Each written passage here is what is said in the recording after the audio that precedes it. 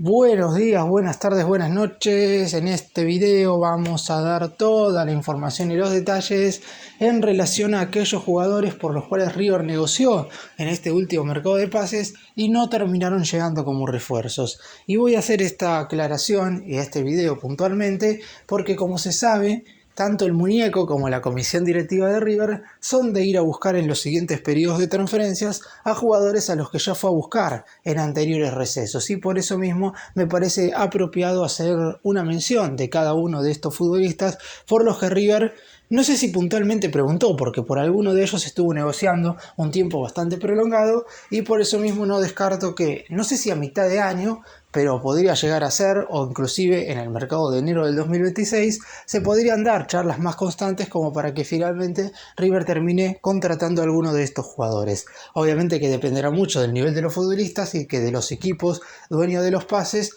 ya estén un poco más flexibles a la hora de negociar, porque por alguno de ellos River estuvo negociando verdaderamente muchísimo tiempo. Aún así, son todos jugadores que, en caso de llegar al club, por lo menos por el nivel que han mostrado a lo largo de sus carreras, podrían darle beneficios económicos al equipo que hoy dirige Marcelo Gallardo, y que si bien ya parecería estar conformando el plantel por lo menos para esta primera mitad del año, recordemos que hay un mercado entre junio y julio donde River tendrá que prepararse, esperemos, para unos hipotéticos octavos de final de la Conmebol Libertadores. ¡Empecemos!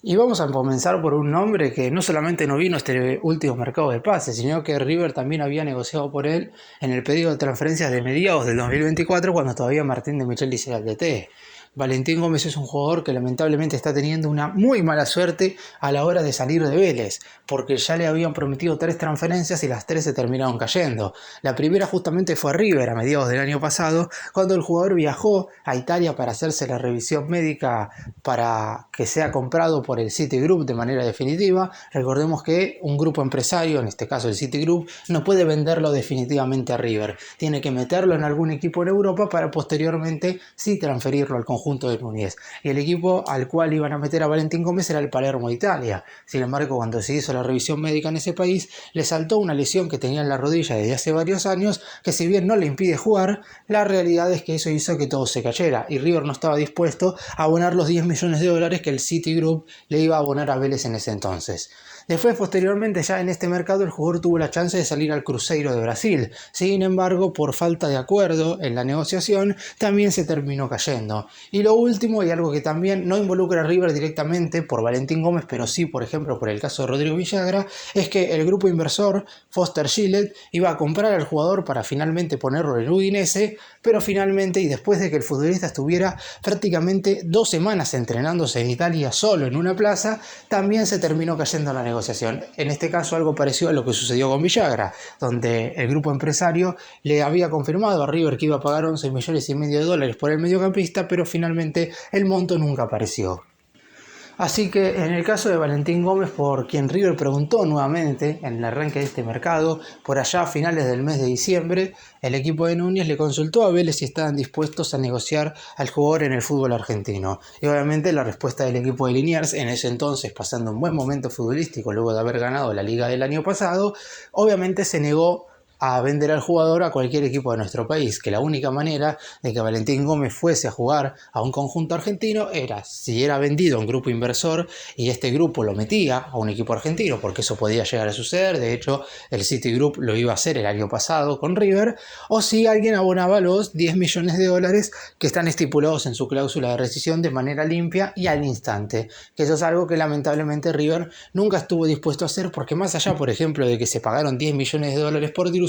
no es lo mismo, porque por una cláusula hay que abonar todo el dinero al contado y en el momento. River con el Austin Football Club, que es el equipo que tenía la ficha de Driussi, pudo abonar un pago en cuotas de acá a un par de temporadas, que obviamente lo beneficia mucho al conjunto que hoy dirige Marcelo Gallardo. Pero volviendo al caso de Valentín Gómez, es cierto que quizás River ahora no necesita con tanta velocidad un defensor central, que Valentín Gómez era un jugador que de cara al futuro iba a tener muchísimos beneficios para River, River? Obviamente, porque es un zaguero zurdo. Hoy River no lo tiene, de hecho el último se le acaba de ir porque Ramiro Funes Mori rescindió contrato y se fue a Estudiantes de La Plata, y aunque se hubiera quedado era el sexto zaguero en la consideración de Gallardo. Y además Valentín Gómez es un jugador joven que, si tenía un buen rendimiento en el club, podía River llegar a venderlo por más dinero que el que lo compró. Sin embargo, la negociación en ningún momento avanzó, y por eso mismo River en este mercado de pases no hizo tantas fuerzas como sí lo había hecho a mediados del año pasado.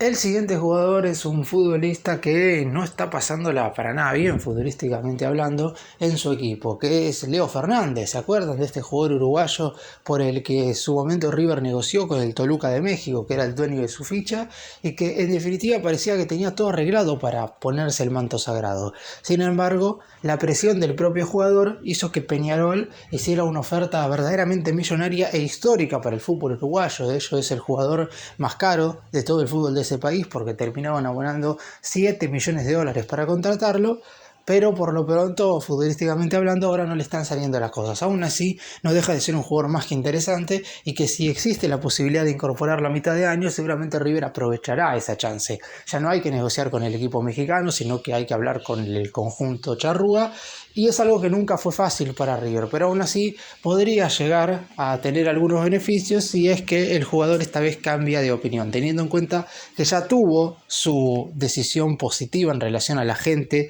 del Carbonero, quedándose en Peñarol y eligiendo al equipo uruguayo por sobre River a principios de este año. Si nuevamente le surge la chance de vestir la casaca del más grande, esta vez en el siguiente libro de transferencias, existe la chance de que esta vez la cosa pueda cambiar. Es cierto que si Peñarol terminó haciendo una oferta histórica de 7 millones de dólares, seguramente y mínimamente va a querer recuperar esa inversión. Por eso River tendrá que abonar ese dinero para contratarlo, que por lo pronto era el mismo monto que iba a poner para comprárselo al Toluca. Es decir, no hay tanta diferencia en cuanto a la inversión que tendría que hacer el elenco de Núñez. Lo que pasa es que ahora el cupo de extranjero está totalmente ocupado, y es por eso que habría que liberarlo a mitad de año como para que Leo Fernández llegase. Aún así, obviamente no sabemos si River va a ir en búsqueda de este jugador en el siguiente receso, pero las chances intactas están. Por lo pronto, para los que no se acuerden, River estaba a punto de llegar a un acuerdo con el Toluca, pero por la presión ejercida por el futbolista que quería quedarse en Peñarol, el equipo uruguayo terminó haciendo esta propuesta verdaderamente millonaria, y como el Toluca siempre le dio la prioridad a Peñarol si es que igualaban la oferta de River, el conjunto charrúa terminó poniendo el mismo dinero que el más grande, y de esa manera Leo Fernández se quedó allí. Digo se quedó porque, más allá de que su pase pertenecía al conjunto norteamericano, había jugado a préstamo durante todo el año pasado en el equipo uruguayo, que es ahí donde verdaderamente lo vimos tener un nivel muy pero muy positivo. Tiene 26 años, es un jugador relativamente joven, obviamente que no va a ser tan sencillo recuperar una inversión en caso de que River ponga esos 7 millones de dólares, pero no deja de ser un jugador más que interesante, con una enorme pegada, y que el año pasado fue el máximo estandarte de llevar a Peñarol a las semifinales de la Conmebol Libertadores, donde quedó eliminado con el futuro campeón, con el Botafogo de Brasil. Por lo pronto, desde el lado de River, obviamente que siempre va a haber un interés por la clase de jugador que es Leo Fernández, y además porque era en ese entonces el futbolista elegido para reemplazar a el Diablito Echeverri, que se había ido del club al Manchester City y que se sabía que no iba a volver a jugar con la camiseta de River, más allá de que se hizo un intento como para que se quedase 6 meses más. River, en la posición de Leo Fernández, terminó contratando a Matías Rojas, que es un jugador bastante distinto, con una pegada similar, es cierto, pero que en definitiva es otra clase de jugador. Aún así, si a mitad de año Gallardo ve que le falta algo en la mitad de la cancha, y se nota que a River todavía le falta algo en el centro del campo de juego, es probable que vuelvan a enfocarse en él. O en definitiva, que vuelvan a enfocarse en algún jugador que de mitad de cancha hacia adelante pueda resolver hoy los inconvenientes que tiene River. Y otro caso conocido y muy reciente es el de Lucas Esquivel. River estuvo negociando por un mes exactamente con Atlético Paranaense. El 9 de enero se envió la primera oferta al equipo brasileño, y el 10 de febrero se envió la última, a la que nunca terminaron de contestar los directivos del elenco de Coritiba. River iba a terminar pagando 5 millones de dólares por el 80% del pase de Esquivel eran los números que en principio había aceptado Atlético Paranaense, pero finalmente no se pusieron de acuerdo en unas últimas cuestiones que tenían que ver con las formas de pago, y teniendo en cuenta que ahora parece que Paranaense terminaba aumentando cada vez más lo que pretendía por el hecho de que no quería transferirlo, se terminó viniendo todo abajo. Si bien es cierto que el representante del jugador intentó que se activaran nuevamente las negociaciones durante la última semana, esto no sucedió por el motivo de que River no iba nunca a moverse de la última oferta que hizo porque le parecía un número aceptable, y Paranaense ya no tiene intenciones de transferirlo. Es cierto que el jugador hoy no ve como positivo, sobre todo futbolísticamente hablando, jugar en la segunda división de Brasil. Recordemos que Paranaense el año pasado, más allá de llegar por ejemplo a los cuartos de final de la Conmebol Sudamericana, terminó descendiendo a la segunda categoría del fútbol brasileño, que si bien es competitiva e inclusive es más competitiva que alguna de las ligas de primera división de otros países de Sudamérica, no deja de ser un lugar en el cual seguramente Esquivel no quiera estar, porque era mucho mejor jugar en la primera división con River, la Copa Libertadores, los torneos del fútbol en Argentina e inclusive el Supermundial de Clubes de la FIFA a mitad de año, que estar en la segunda división de Brasil. Sin embargo, Paranaense, con el objetivo de volver a ascender rápido, no quiso transferirlo a menos que River hiciera una oferta que fuera verdaderamente irrechazable, y esto nunca sucedió. El más grande había ofertado primero $2,5 millones más $1 millón más en bonos y objetivos por el 50% del pase. Paranaense pidió $3,5 millones juntos. River ofreció $3,5 millones por el 50%, sin embargo después Paranaense quería vender el 80%, por lo cual River aumentó la oferta a $4,5 millones.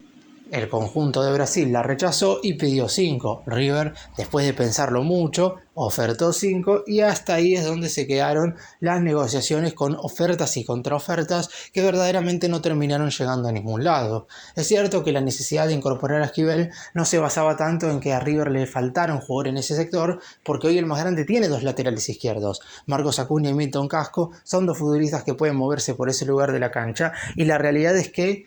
Gallardo quiere que Acuña recupere su nivel y sea el titular en ese sector, pero por lo pronto da la sensación de que puede ser que falte alguien ahí, puede ser no, falta alguien ahí, sobre todo para lo que pueden llegar a ser la enorme cantidad de partidos consecutivos que tendrá River en el corto plazo. Llama quizás también la atención de que River no haya ido rápidamente en búsqueda de otro lateral izquierdo apenas se cayó la chance de contratar a Esquivel. Como dije, esto se terminó viniendo abajo el 10 de febrero, ya pasó bastante tiempo, y por eso mismo se espera que antes del 12 de marzo, que es cuando finalmente River no va a poder incorporar más, que es el tiempo que le dio como límite la AFA para traer 3 jugadores, que son los cupos que tiene. Uno será utilizado en Kevin Castaño, faltarían los otros 2, y la realidad es que todavía no se ha mencionado con fuerzas un lateral izquierdo que pueda llegar a venir. Veremos si termina arribando alguien en ese lugar de la cancha. Caso contrario, si esto no sucede, a mitad de año podría hacerse tranquilamente otro intento por Lucas Esquivel, que había mostrado muy buenas intenciones de ponerse el manto sagrado. Y por último vamos a hablar de 2 ex-River que quizás nunca se comenzaron negociaciones puntualmente por los equipos dueños de sus pases con ellos, porque en definitiva no tenían la intención de regresar a la Argentina en este receso. Sin embargo, la cosa puede llegar a cambiar en el corto plazo, teniendo en cuenta que sus situaciones futbolísticas, si bien no son malas, tampoco son las mejores. Los meto a los 2 en la misma bolsa porque, como dije recién, no es que River negoció por Borré con Inter de Porto Alegre y por Nicolás de la Cruz con Flamengo de Brasil. La verdad es que sí hubo una consulta en relación a de qué manera podrían sacarlo de sus respectivos equipos, y obviamente también hubo un interés hacia sus representantes para saber si tenían intenciones de volver al equipo de Núñez. Como ninguna de estas cuestiones fue verdaderamente positiva, porque si hubiera habido una cuestión positiva, ya sea si el club lo quería vender o si el futbolista mostraba ganas de regresar a River, seguramente se hubiera avanzado, porque Borré es de la clase de delanteros que quiere Marcelo Gallardo. Por eso mismo no se terminó contratando un centroatacante en este mercado, sino que el muñeco terminó pidiendo a 2 jugadores que son más segunda punta, obviamente con distintas características y con distintos niveles de jerarquía, como lo son Gonzalo Tapia y Sebastián Driussi, y en la mitad de la cancha falta un jugador como De la Cruz, y seguramente falte siempre, porque River hoy no tiene a ese jugador que rompa líneas del centro del campo hacia adelante. Sí, River tiene muchos mediocampistas ofensivos y después muchos mediocampistas defensivos que no le aportan soluciones en lo que respecta a la generación de juego. Pero por lo pronto, tanto Borré como De la Cruz obviamente son del interés de Gallardo si es que hubiera algún tipo de posibilidad de traerlos. No lo hubo en este último mercado, pero no quiero descartar que en el transcurso de los siguientes meses se pueda abrir una puerta como para que puedan finalmente ser incorporaciones del equipo de Núñez. Son dos jugadores que en River en general han rendido, que terminaron viniendo como esas típicas apuestas por las cuales a veces hay que inclinarse como para no gastar tanto dinero, y si bien es verdad que los dos requirieron de un tiempo de adaptación prolongado, en el caso de Borré fueron alrededor de entre 6 meses y un año, mientras que el de la Cruz fue un poco más porque recién empezó a rendir en marzo del 2019 y había llegado al club en agosto del 2017, es decir, casi 2 años terminó de la Cruz en ganarse un lugar en el primer equipo del conjunto de Núñez, pero aún así los dos terminaron siendo importantes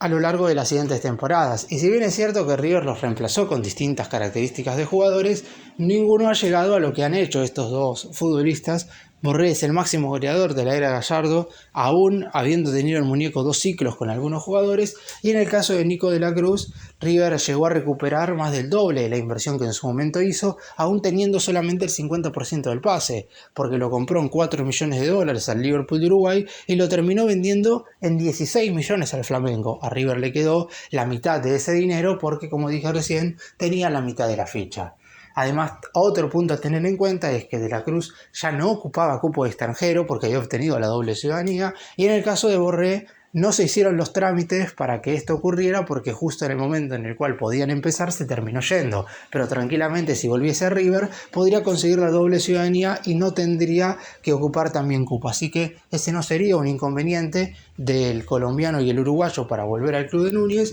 y además a mitad de año está el Supermundial de Clubes de la FIFA que podría inclinar a que por lo menos vengan por un tiempo más.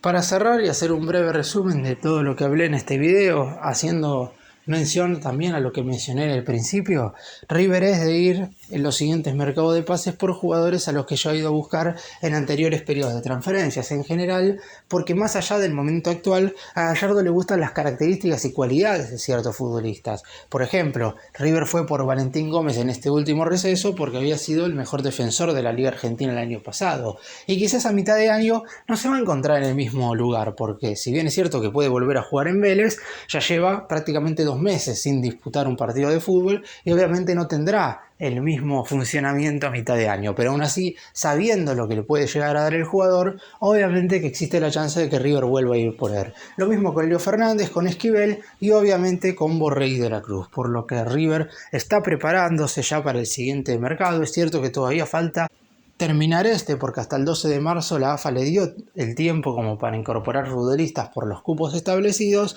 pero por ahora, más allá de la llegada de Kevin Castaño, no parecería haber otro nombre en el horizonte ni del muñeco ni de la dirigencia. Gracias por mirarnos, suscríbanse, nos vemos en el próximo video.